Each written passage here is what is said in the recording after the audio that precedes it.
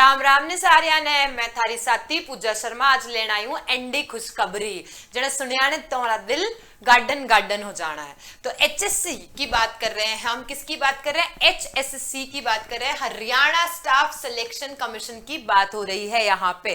तो वो क्या किया है, उन्होंने एक नोटिफिकेशन जारी किया है। नोटिफिकेशन किससे रिलेटेड है? सीईटी के एग्जाम से रिलेटेड है तुम्हारे लिए। अब उसके बारे में जितनी भी जानकारी है उन्होंने शेयर करना है। तो सबसे पहली बात तो इस सेशन को तुम शेयर करो। ये है दूसरी बात कि हरियाणा स्टाफ सिलेक्शन कमीशन ने निकाला है एक नोटिफिकेशन। ये पब्लिकेशन कब हुआ है? तो मैं उसी दौरान जिस वक्त हुआ उसी के कुछ चंद घंटों बाद में तुम्हारे सामने आ चुकी हूं। 30 जून 2023 ओपनिंग डेट ऑफ सबमिशन तय मतलब है कि बालक अपना फॉर्म कब भर सके, तो भर सके है 5 जून 2023 से। और क्लोजिंग डेट यानी अंतिम दिन कब है उसका? अंतिम दिन है 26 जून 2023। यानी 5 जून से फॉर्म शुरू हो जाएंगे और 26 जून को खत्म होंगे। और डिपॉजिट, क्या फी की डिपॉजिट की बात की जा रही है, उसका अंतिम दिन कौन सा है? 30 जून 2023। ये तो हो गई मेन इंपॉर्टेंट डेट की बात। अभी एग्जाम कब होगा इसका डेट का नहीं आया है, टाइम और डेट। टेबल ऑफ कंटेंट की तरफ अगर मैं आगे बढ़ूं आपको लेकर के, तो घनी मतलब भर भर के इसमें जानकारी दे रखी है। हमारे लिए जो इंपॉर्टेंट होगी वो मैं आपको जरूर से शेयर कर दूंगी। मैं वो आपको अच्छे से बता दूंगी कि कौन कौन सी चीज है। बाकी रिजर्वेशन को आपको पता है, आपको रिलैक्सेशन इन एज का पता है, ओके कि रिजर्वेशन मतलब कि किसको इसको रिजर्वेशन मिलेगा, कौन सा रिलैक्सेशन सबको पता है, 5 साल का जो रिलैक्सेशन मिल रहा है वो सारी चीजें। तो इन सब बातों के बीच हम तो जाएंगे सबसे पहले कि क्या है हमारा सिलेबस। सिलेबस होता है सबसे इंपॉर्टेंट बात। बाकी सारी चीजें अगर आपको पढ़नी है तो हमारे टेलीग्राम चैनल पे आपको ये एज इट इज पीडीएफ मिल जाएगा। ये पीडीएफ को आप क्या कर सकते हो, वहां से डाउनलोड कर सकते हो और पूरी जानकारी प्राप्त कर सकते हो। जो यहाँ पे इंपॉर्टेंट बातें हैं वो मैं आपके साथ में शेयर कर देती हूं। तो ये सारे देखो कितने 27 पॉइंट तो इन्होंने यहीं पे दे दिए। 30 पेज की पूरी फाइल है, बट मेन आपके लिए जो इंपॉर्टेंट है वो डेट है और उसकी तैयारी करनी है। जब मेरी बात सुनो तुम, जब मैं बोल रही हूं कि तुम्हें लड़ना है चुनाव, तो चुनाव लड़ने के लिए तुम्हें वहां पे दाखिला भी तो देना पड़ेगा। तो उसी तरीके से अगर तुमको ये एग्जाम पास करना है तो पहले एग्जाम का फॉर्म भी तो फिल करना पड़ेगा ना, फिर जाके कहीं पे हम लोग उसका रिजल्ट की बात करते हैं। तो चलो आगे बढ़ते हैं हम। यहां देखो सबसे मेन जो बात बता रही हूं मैं उसे, जो सीबीएसई के स्टूडेंट्स होते हैं, जो सीबीएसई के स्टूडेंट्स होते हैं ना, जो सीबीएसई के बालक है, वो बालक ना उनके अलग ही बातें हुए हैं। वो क्या बातें हुए कि उनके सब्जेक्ट से हिंदी नहीं हुए, उन्हें संस्कृत सब्जेक्ट ना हुए। तो जिन बालकों के हिंदी और संस्कृत सब्जेक्ट रहे नहीं थे 10वीं में, वो ये फॉर्म ना भर सके, क्योंकि सीधा लिखा है कि ग्रुप डी की पोस्ट में उसमें क्या होना चाहिए, यानी 10वीं पास होना चाहिए। मैट्रिकुलेशन का मतलब होता है 10वीं पास किससे? कोई भी रिकॉग्नाइज्ड बोर्ड से। और साथ ही साथ में क्या जरूरी है, या तो हिंदी या फिर संस्कृत, हिंदी या संस्कृत में से कोई भी एक सब्जेक्ट उनके जरूर से होना चाहिए। तो नीचे लिखी बातें सारी जो है वो बताया गया है कि कब कौन से एक्ट के तहत ये सारी बातें आई गई हैं। तो ये इतनी इंपॉर्टेंट नहीं है। हमें एक्ट काहे पढ़ना, काहे हमारे कोई काम का नहीं है कि 2021 में एक्ट आया था ये वो, ठीक है। अब जो मेन इंपॉर्टेंट बात है वो मेरी वो सुनो, ये क्या लिखा है यहाँ पे, देखो ध्यान से सुनना। ये जो बातें लिखी है वो हाईलाइट करी है खुद ने।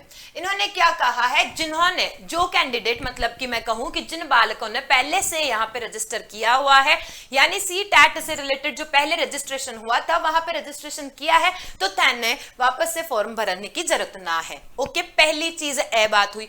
दूसरी चीज, अगर आपको लग रहा है कि मैंने जो पहले फॉर्म भरा उसमें कुछ गलतियां रह गई थी, अब उन गलतियों को तुम्हें सुधारना है, अमेंडमेंट करना है। हो सकता है तुम्हारी डेट ऑफ बर्थ तुम भूल के थोड़ा अपने आप को 2 साल छोटा बताए थे, 2 साल बड़ा बताए थे, ठीक है, वो वहां पे तुमसे गलतियां हो गई, फोटो अपलोड में गलती हो गई, कुछ नई फोटो अपलोड करने की जरूरत है, तुमको इंस्टाग्राम की प्रोफाइल बनानी है थे, यहाँ पे तुम्हें ऐसा कोई भी एडिट करना है तो उसके भी रुपए ना लगे हैं, यहाँ पे वही एडिट कर सकते हो क्योंकि आपने पहले रजिस्टर किया हुआ है। तो ये जब सारी बातें यहाँ पे मैंने बता दी है। जो यहाँ पे नोटिफिकेशन निकला है उसमें साफ कह दिया है कि कैंडिडेट्स जिन्होंने पहले ऑलरेडी क्या किया, रजिस्टर किया है, वो यहाँ जाकर के वापस से फॉर्म ना भरे तो भी चलेगा। अगर उनको कोई चेंजेस करना है, कोई भी एडिट करना है तो वो कर सकते हैं। नए बालक जिन्होंने अभी 10वीं पास की है, जे बालक जिन्होंने अभी अभी 10वीं पास की है वह बालक कम से कम 18 वर्ष के हैं, अगर कितने साल के हैं, कम से कम 18 वर्ष के हैं, ते ही वो यहाँ पर फॉर्म भर सके हैं, ना तो ना भरे।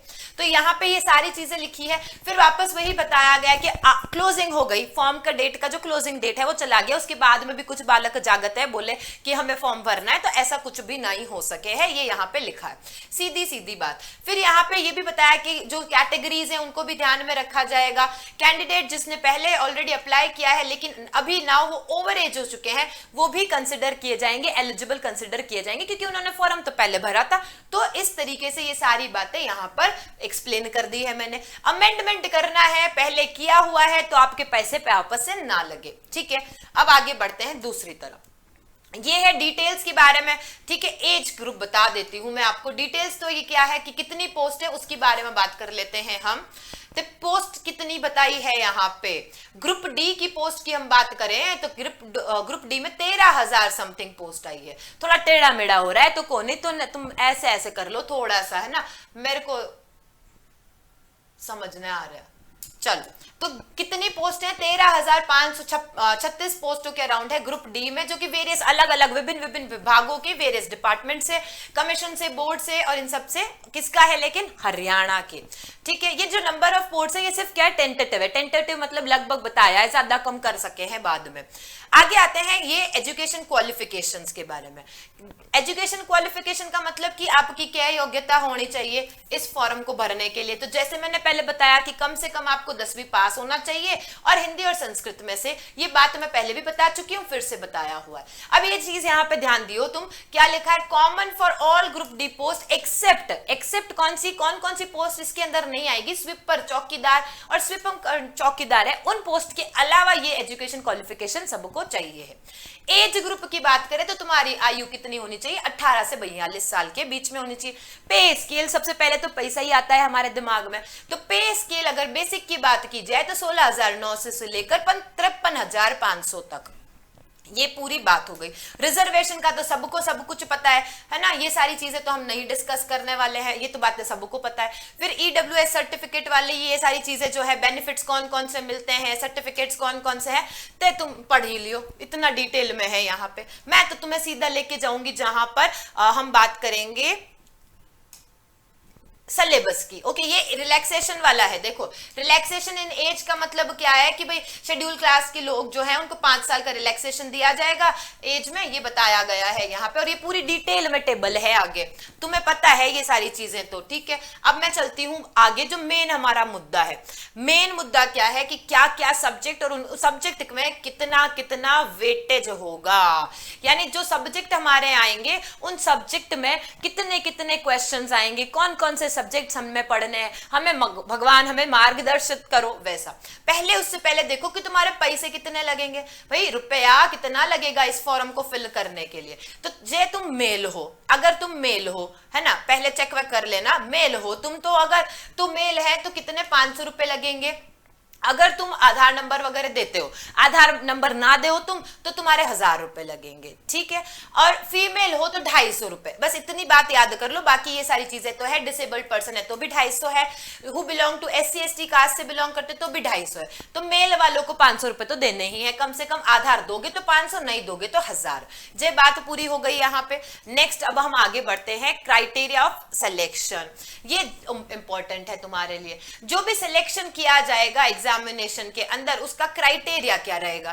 क्राइटेरिया क्या रहेगा मतलब कि समझो 100 नंबर का क्वेश्चन पेपर आ रहा है तुम्हारा, ठीक है। तो 100 नंबर का अगर तुम्हारा क्वेश्चन पेपर है तो 95% का तो तुम्हारा एग्जाम होगा रिटन वाला, 95% का तो तुम्हारा लिखित वाला यानी रिटन का एग्जाम होगा। रिटन एग्जाम का मतलब क्या हुआ, MCQ वाला। और 5% की अगर मैं बात करूं तो 5% जो है वो सोशियो इकोनॉमिक क्राइटेरिया के, ठीक है। तो सीईटी ने भी सेम इसी जो ये मार्क्स दिए हैं इसी को फॉलो किया है। पहले एनडीए करा रही थी, इस साल भी एनडीए ही कराएगी, ये सारी बातें हमने आपको बता दी है।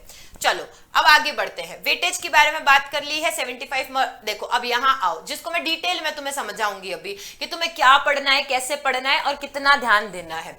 अगर 75% मार्क्स की बात करें हम कि 75% मार्क्स हमको कहां से मिलेंगे, तो 75% मार्क्स हमें सिर्फ और सिर्फ कहां से मिल जाएंगे, जनरल अवेयरनेस से, रीजनिंग से, क्वांटिटेटिव एबिलिटी जिसे तुम मैथ्स वैक्स कह लेते हो, गणित की से, इंग्लिश से, हिंदी से और उससे रिलेटेड सब्जेक्ट से।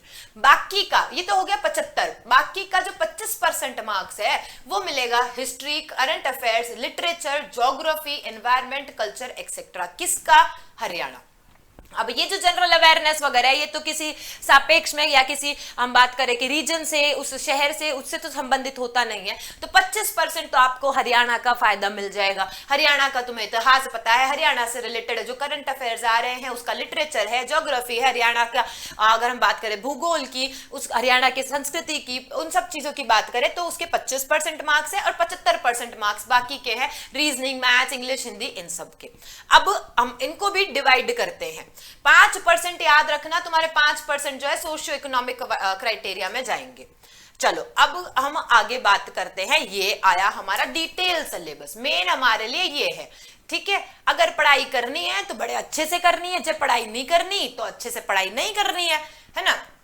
पर तुमने दिमाग में सोच लिया है कि हमें पढ़ना ही है, इस राह पे जाना ही है तो करना ही है फिर। ओके, भगवान का नाम लेके निकल लो इस पे।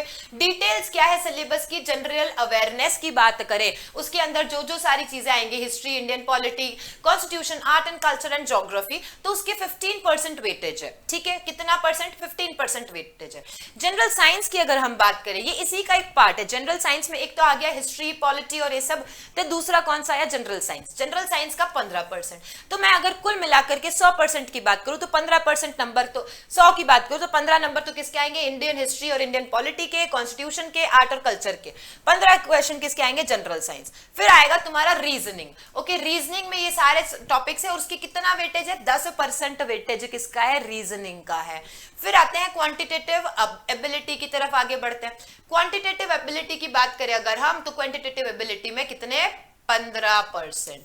तो आपने देख लिया 15, 15, 10 और 15। ये इतना ही नहीं है, हिंदी इंग्लिश भी तो आगे आवेगा। अभी ये आया अपना इंग्लिश, है ना, मेरा तो फेवरेट सब्जेक्ट है इंग्लिश। इंग्लिश की अगर बात करें तो इंग्लिश कितने? 10%। अब हमने देखा कि एग्जाम 10वीं पास वाला भर सकता है फॉर्म, उसके हिंदी होना जरूरी है, लेकिन एग्जाम में इंग्लिश भी आएगा। ओके, इंग्लिश कितना? 10%। हिंदी की अगर हम बात करें तो हिंदी में भी वही ग्रामर है, व्याकरण है, और इंग्लिश में भी वही व्याकरण है, ये हिंदी भी 10% हुआ। फिर जनरल नॉलेज किसका? जीके बोला गया है, हरियाणा का जीके। हरियाणा का जीके का 25%, जो मैं पहले बता चुकी तुम्हें कि हरियाणा के जीके के अलग से 15% तुम्हारे मुट्ठी में है। उसे मुट्ठी में है तो उसे तुम्हें पूरा पूरा याद कर लेना है। इसमें वही सारी चीजें आ गई, देखो आर्ट कल्चर आ गया, लिटरेचर आ गया, ज्योग्राफी है, भूगोल आ गई, इकोनॉमी आ गई, सारी चीजें आ गई। चलो आगे बढ़ेंगे हम। बाकी तो सारी चीजें ये वापस वही है। फाइनल रिजल्ट का अगर कुछ होता है तो क्या होता है? डिक्लेरेशन ऑफ मार्क्स, रिजल्ट, और ये सब कैसे कैसे होंगे, तो ये हमारे लिए हो गया इंपॉर्टेंट।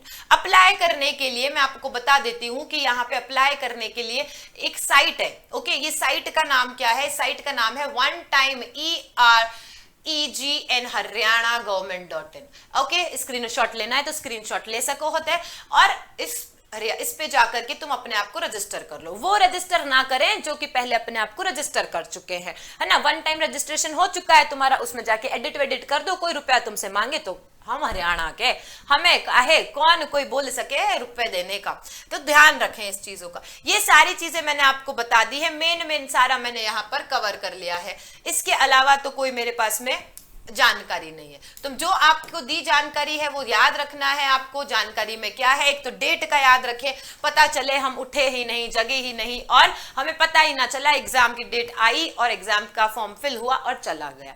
तो अभी तुम्हें क्या करना है? तैयारी करनी है, डट करके सामना करना है इसको। ओके, जे यू ना मान रहे तो अब डट जा, अब डट जा, तैयारी पूरी कर ले। तैयारी करने के लिए मैं हूं तुम्हारे साथ में, तुम्हारी साथी, तुम्हारी प्यारी, तुम्हारी लाडी, जो बोलो जो। ओके, पर आपको करना क्या? परीक्षा मंच ऐप है ये, इस पे YouTube का चैनल भी है, इस चैनल पर जाकर सब्सक्राइब करो, सारी लाइव अपडेट्स आपको मिल जाएंगी। तुरंत प्रभाव से तुम्हें सारी चीजें बताएंगे यहाँ पे, और जो भी जानकारी होगी वो जल्द से जल्द यहाँ पर साझा कर दी जाएगी। और लास्टली ये वीडियो पसंद आया है तो लाइक और शेयर जरूर से करना। Thank you.